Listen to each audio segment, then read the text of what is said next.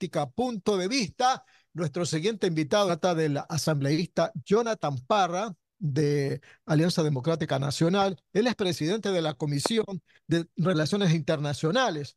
Y el tema que le voy a preguntar, abogado, tiene que ver precisamente con la Comisión de Relaciones Internacionales que usted preside en la Asamblea. Mire, acaba un diputado mexicano de presentar en la Fiscalía de México una solicitud para que se detenga y extradite al presidente ecuatoriano Daniel Noboa, a quien lo acusa de secuestro. Mire usted, cuando el presidente Noboa más bien ha propuesto comerse un ceviche rico ecuatoriano al presidente mexicano López Obrador, que podría también convidarlo a un taco mexicano que también son ricos, vienen estos diputados a proponer esta situación que le digo una cosa, en la Constitución de la República no prevé la extradición de ecuatorianos y menos del presidente que tiene fuero de corte.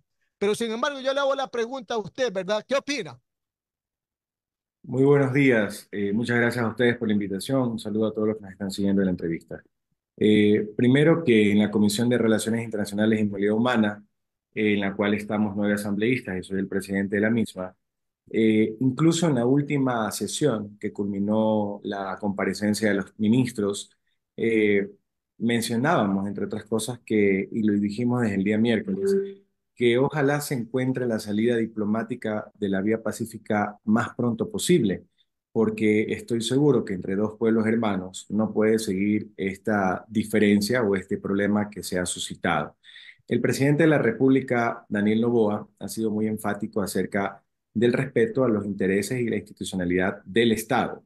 Y en eso creo que todos los ecuatorianos estamos de acuerdo. ¿Cuál es el objetivo de esta frase o de esta palabra que todos siempre la mencionamos? Defender la institucionalidad o defender los intereses del Estado. Eh, yo respeto mucho en el tema diplomático las expresiones de todos los presidentes del mundo, pero no olvidemos que también deben guardar el respeto por los otros países o la injerencia interna en asuntos de otros países no es algo diplomático. Yo, por supuesto, que rechazo las palabras del presidente de México con el mayor de los respetos. Él fue elegido también democráticamente en las urnas, pero tú no puedes de la noche a la mañana ir y decirle a un presidente también electo democráticamente en las urnas todos los calificativos que le dijo antes del hecho suscitado en la Embajada de México. En nuestra comisión, nosotros buscamos siempre el diálogo, creo que quedó expuesto el día miércoles, donde nosotros no éramos parte de ningún show de insultos, de ataques, porque eso no le hace bien a la patria ni a la democracia, mis queridos amigos. Lo que quiere la gente es que le demos soluciones reales a los problemas que hoy viven. Por ejemplo, ¿qué estamos haciendo por los migrantes? Ahí estamos ya a punto de sacar el informe para conocimiento del Pleno sobre las reformas a la Ley Orgánica de la Movilidad Humana. Esto es lo realmente importante, gritar, insultar, ponerte al nivel de otras personas que quieren un show. Eso la gente detesta y por eso es que la nueva clase política o el nuevo Ecuador que estamos construyendo habla de debate, habla de construcción, de conversación de altura con argumentos.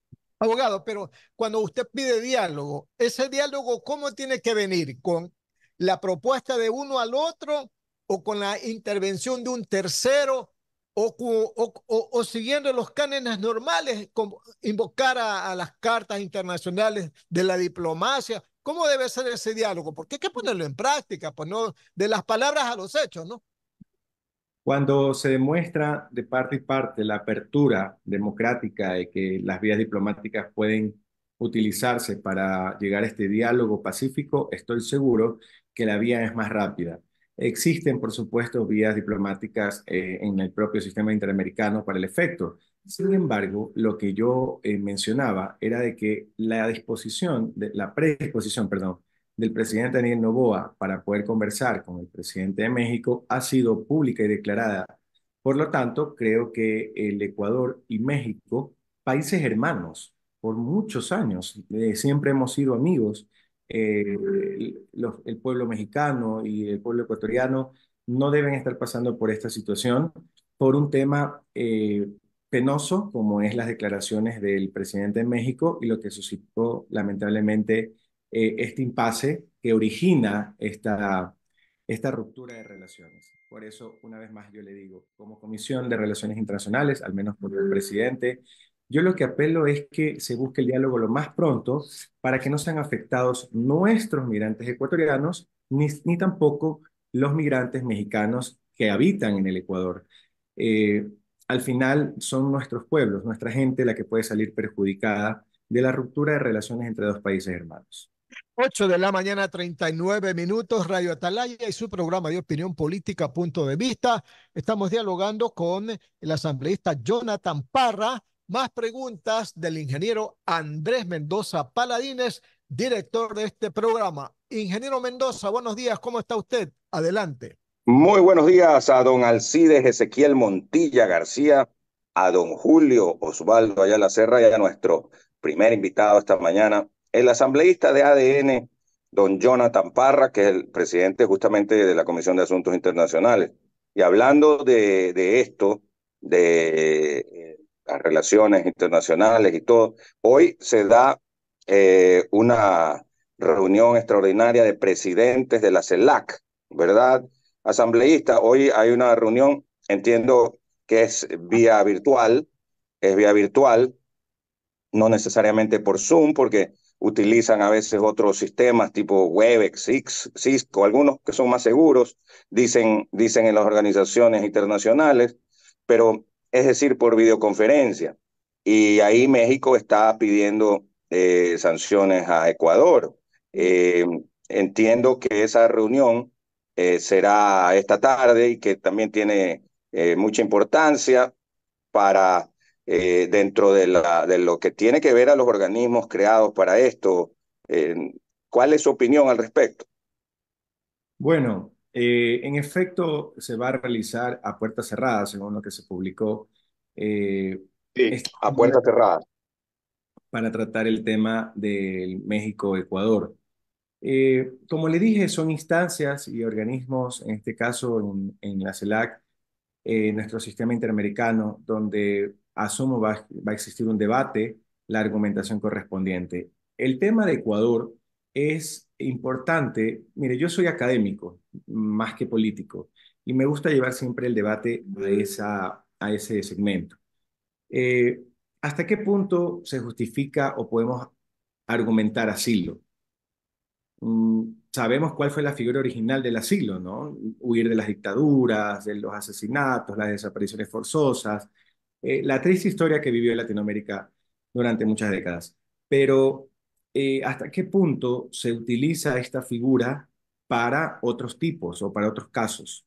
Esto es el debate que ha llevado Ecuador y el argumento correspondiente. La CELAC hará lo suyo. Creo que nosotros como un país democrático vamos a reconocer que todas estas instancias, la OEA, de cual parte, han hecho un pronunciamiento. Nosotros votamos, como ya es Eh, público. Pero, Pronunciamiento contrario a nosotros, ¿no? sí, pero como le digo, nosotros dentro de esta reunión, que entiendo es a puerta cerrada, como le indiqué, van a tratar solamente este tema y nosotros tendremos, obviamente, que escuchar sobre la argumentación que ellos van a exponer.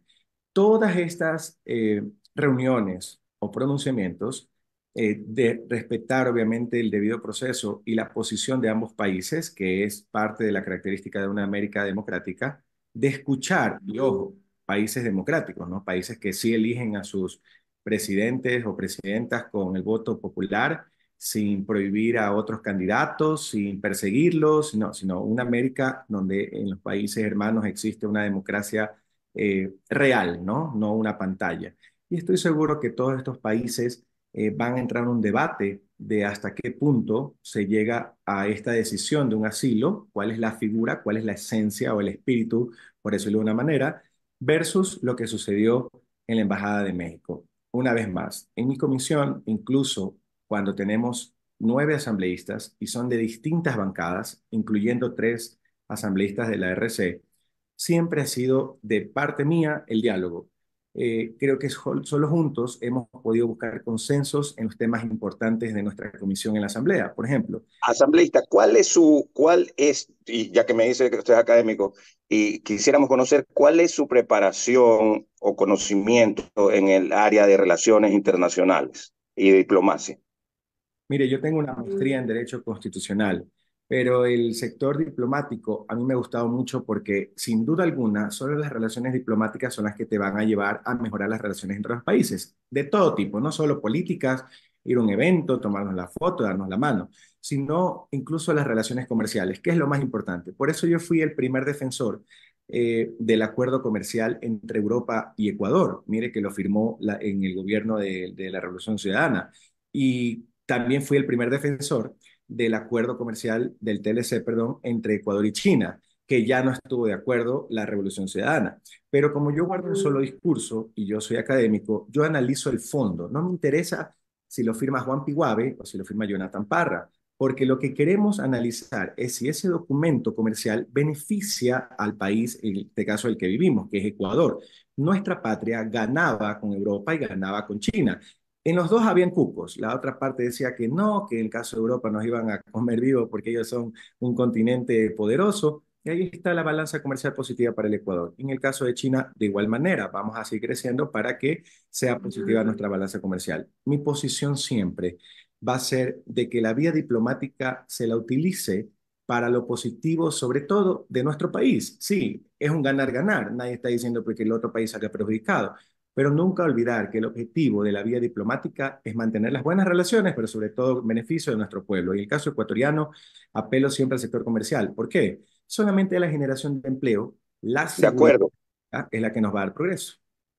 Las 8 de la mañana con 45 minutos, 8 con 45 minutos. A esta hora hay apagones en varios lugares del país, eh, de los programados y que se han anunciado por parte de CENEL en sus diferentes empresas que tiene a lo largo del Ecuador.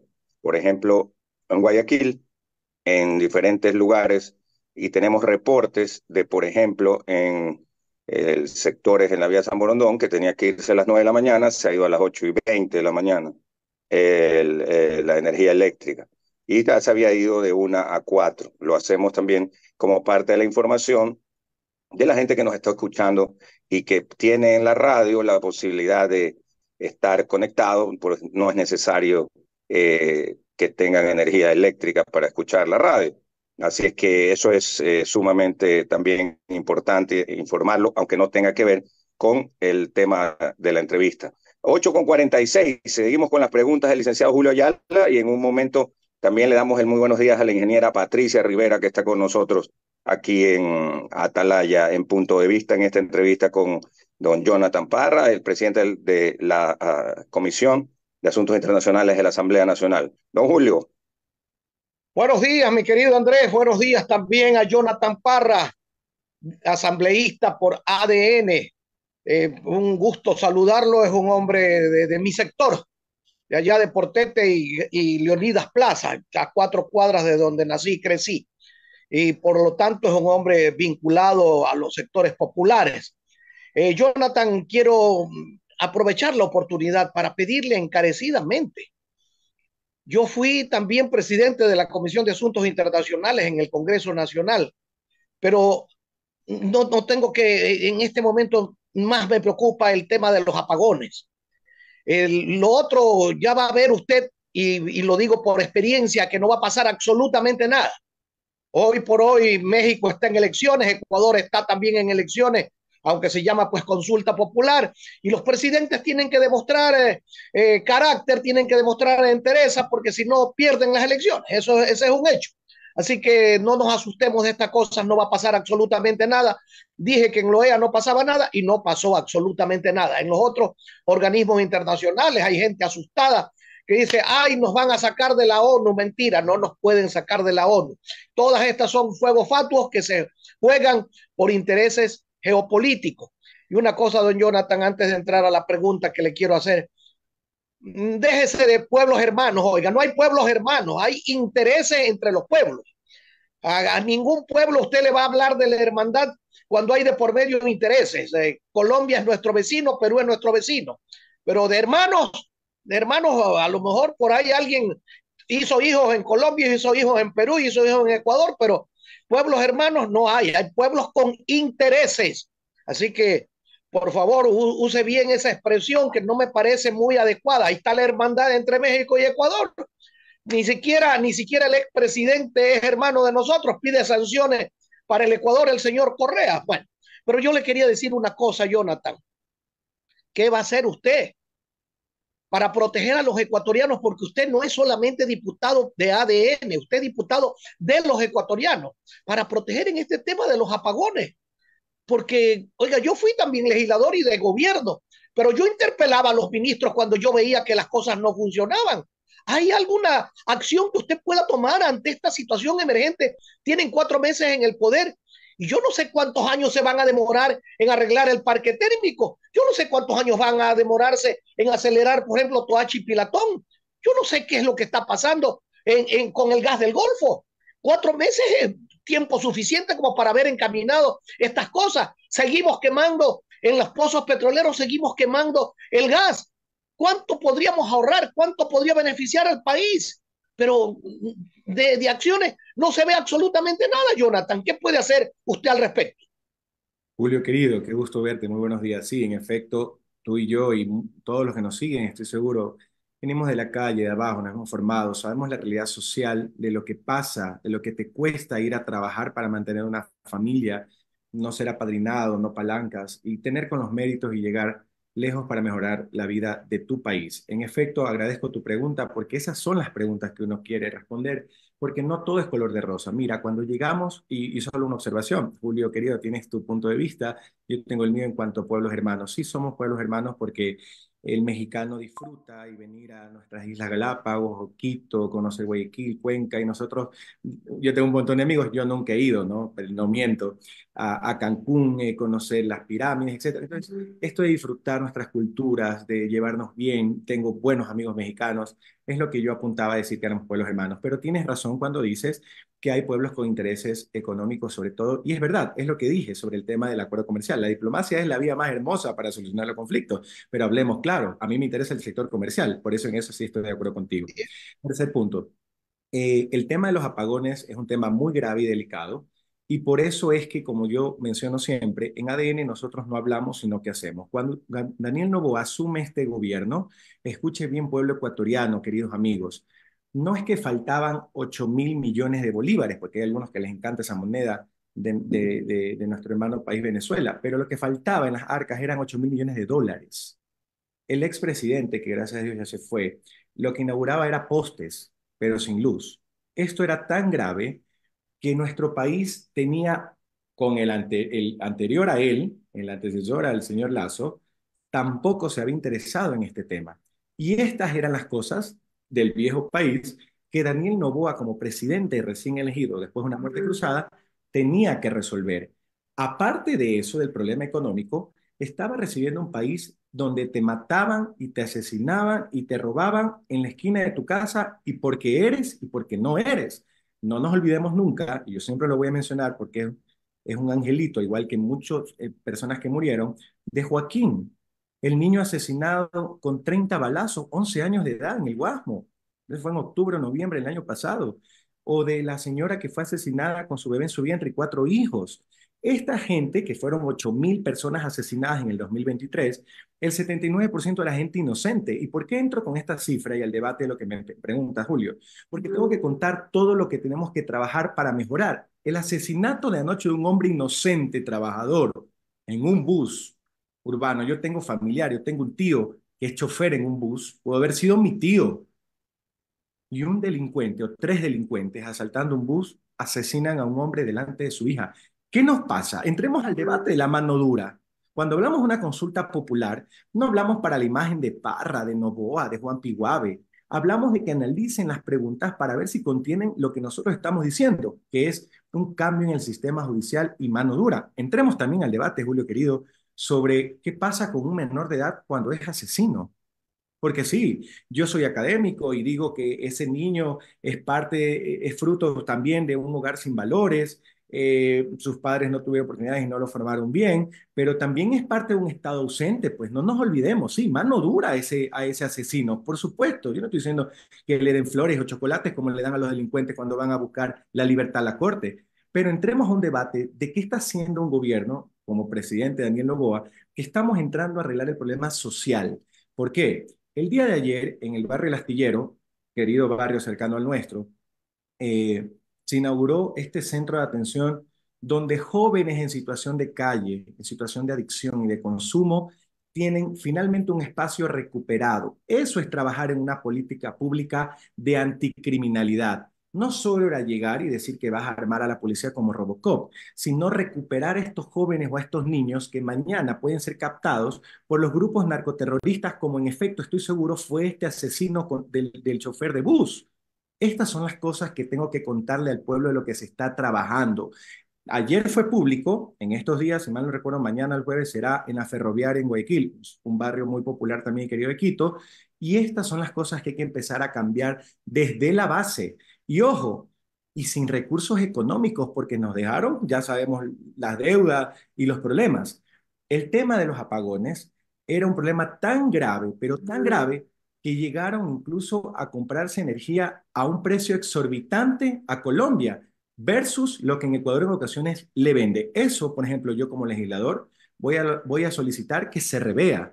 No es posible que nuestro querido hermano de Colombia eh, haya hecho esta transacción cuando nosotros necesitábamos, pero también cuando ellos necesitan nuestra energía, la obtienen a otro precio.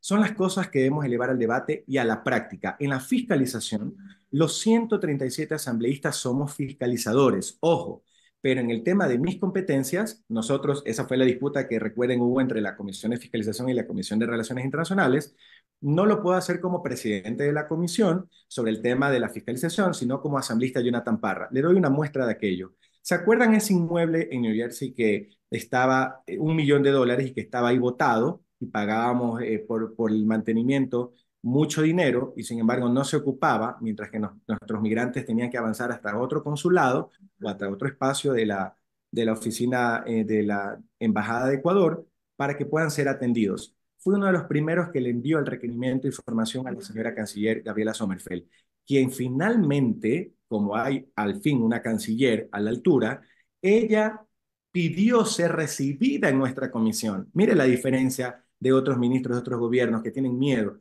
Esa ministra, la ministra de Relaciones Exteriores, fue a la comisión y dio respuesta hasta por adelantado. Quien no le había pedido una información, ella ya adelantó. Este es el proceso de fiscalización, porque cuando tienes un gobierno que no es corrupto, que tiene mano dura contra el delincuente y que trabaja por sus ecuatorianos, lo ves en la práctica en la fiscalización. Vamos al último punto para terminar esta pregunta. ¿Qué hace Parra por el pueblo ecuatoriano? Claro, ahí estamos trabajando por nuestros migrantes y también el trabajo en territorio que sigo haciendo. Claro, no es bueno estar publicando que vas todos los días con la ayuda social, porque recuerden que eso no puede ser un título de asambleísta, sino lo hacemos como título que hacemos, tú me conoces, tengo un grupo de jóvenes del barrio que iniciamos en la Portete de Líneas Plaza con ayuda social a las personas con enfermedades catastróficas. Pero no solo eso que llevamos la ayuda, sino también estamos levantando los datos para un proceso, como ya ejecuté en el 2017, de un proyecto de ayuda a las mujeres que son víctimas de violencia en el hogar. Y esto se da, uno de los factores identificados, por la falta de oportunidades económicas. La mujer es dependiente del hombre que la mantiene. Y esto ya fue un éxito en el 2017. Yo soy feminista, no de redes sociales, sino de la práctica. Por eso hice un proyecto de ley llamado Camila, o Ley Valores. Camila en honor a una mujer que fue asesinada en Milagro por su conviviente y 2 consumidores más de droga. La envolvieron en un saco, la quemaron y Camila fue parte de las cifras que en este país hemos lamentablemente normalizado. Y estas son las cosas que hay que decirle al país lo que estamos cambiando y trabajando. Porque así como nosotros estamos en el territorio, estamos también en la Asamblea con los proyectos de leyes que en realidad van a mejorar el nivel de vida de las personas y sobre todo contrarrestar la violencia que es la que nos está afectando a todos los ecuatorianos y sobre todo al tema comercial, porque queremos seguridad, queremos inversión. ¿Cuándo va a venir si no le damos seguridad jurídica? Todos estos temas, queridos ecuatorianos, es lo que habla la consulta popular. ¿Quién va a estar en contra de que los militares ahora estén en la calle haciendo control con la policía mañana, tarde y noche y no dependan de la voluntad política o de un plumazo en un decreto ejecutivo? Estas preguntas o de que completes tu pena al delincuente en determinados delitos son las cosas que debemos debatir. ¿Por qué vamos a votar sí? Y estas son las preguntas en las que yo apoyo el 11 veces sí, porque sin duda alguna transforman el país. Nadie se atrevía a tocar estos temas. ¿Por qué? Porque habían compromisos de todo tipo. Y este es el nuevo Ecuador que queremos cambiar. El nuevo Ecuador no se casa con las mafias. El nuevo Ecuador sirve al Muy pueblo. bien, Jonathan. Jonathan, muy bien. Todo lo que tú has dicho está muy bien. Pero yo me refería al tema de los apagones.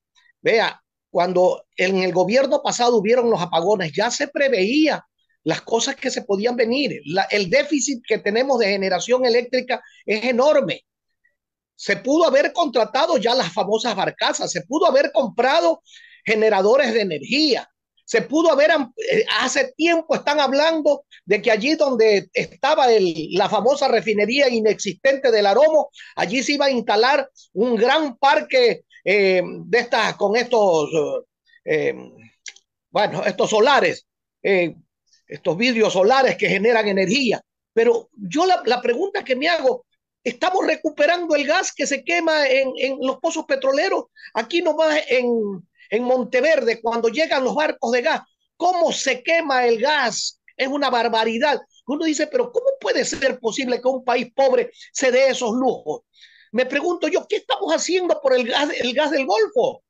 Nada, absolutamente. Hace años está que estaba listo a punto de caramelo la licitación para hacer el gas del Golfo. Ya tenemos 4 meses. Ya tienen que decirnos algo al respecto. No puede ser que lo único que sepamos es que se vienen nuevamente los apagones.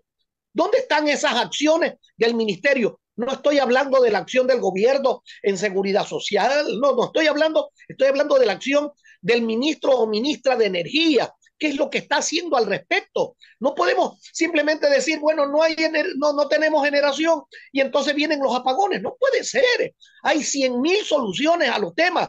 Ingeniería viene de ingenio. ¿Dónde están los ingenieros eléctricos? ¿Dónde están las personas que saben al respecto para que nos den una salida? Porque no es posible, pues simplemente que un país que tiene harto potencial hidroeléctrico, que tiene petróleo, que tiene todo gas, que tiene todas las condiciones para vivir bien, tengamos que vivir en estas condiciones, Jonathan. No puede ser, pues. Y no tan solo eso, querido Julio. En este país, el que más grita, el que era el más bacán, era el que más ganaba. Y por eso tenían las mafias, los grupos de poder que manejaban. Y hablemos claro, todos lo sabíamos. Pues todos sabíamos que nosotros éramos utilizados como los peones. Jamás un Julio, jamás un Parra, jamás la ingeniera podían aspirar a llegar a ser un nombre en este país porque las mafias te bloqueaban y manejaban todo. Manejaban desde las ventas de ciertos productos, los monopolios, y era claro que eso existía.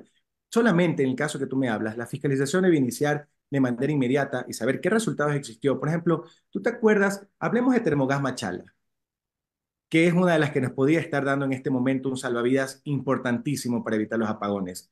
Fueron, si mal no recuerdo, 135, 140 millones de dólares en equipos que estuvieron embodegados en Termogas Machala, donde oxidados, rotos, nadie daba respuesta, fue paralizado, no hubo ni siquiera un solo avance.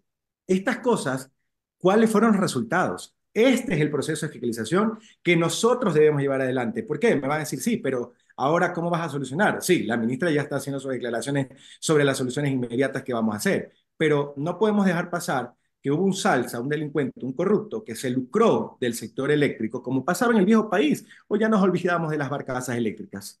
Ya nos olvidamos de los panas que les prestaban esas barcazas a la gente. Hablemos las cosas como son, porque siempre olvidamos, ¿no? Entonces, ya nos olvidamos del asesinato del niño Joaquín. Mañana tal vez alguien se olvide del asesinato del chofer del bus. Y así nos vamos a olvidar del corrupto que se llevaba la plata en los videos cuando se le ve contando en los maletines y dicen, no, es que eso ya fue hace muchos años. Si no tomamos medidas en mano dura, por eso te decía lo de la consulta popular, nosotros queremos levantar el país porque el país estaba roto y en eso estamos de acuerdo todos. Nadie me va a decir que esto era Suiza. Nosotros no éramos un país ordenado, no éramos un país transparente. Las propias instituciones de los ministerios de la presidencia estaban en actos, o bueno, presuntamente involucrados en actos de corrupción. Eso lo determinará la justicia y siempre soy respetuoso de aquello. Pero en el tema eléctrico, el país no puede seguir pasando por estos problemas cuando sabemos el potencial que tiene. Y por eso te mencioné el caso de Termogas Machala, porque fue uno de los casos más emblemáticos.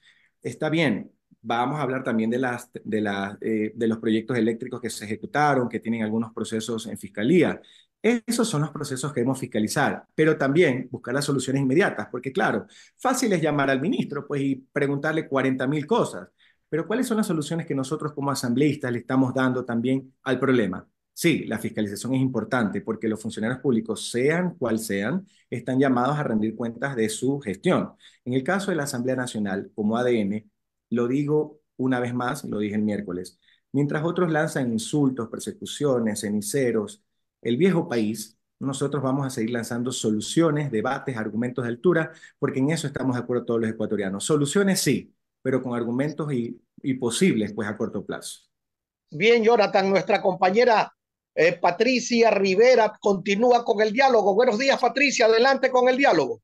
Sí, antes de que Patricia haga las interrogaciones pertinentes a nuestro invitado, aquí hay una información de última hora. La policía acaba de informar que han sido detenidos dos de los tres delincuentes que asaltaron a un bus de la línea 45 y asesinaron a su conductor. Entre los detenidos está el sujeto que disparó, que tiene nada más que 14 años de edad. Y se muestra la foto en donde aparentemente el chico tendría esa edad. Así que esa es la información. La policía va a dar un amplio detalle después, en poco tiempo, de este suceso, pues que la verdad es que estábamos también comentando en esta entrevista. Adelante, Patricia. Muchísimas gracias. Sí, un hecho muy, muy lamentable, la verdad.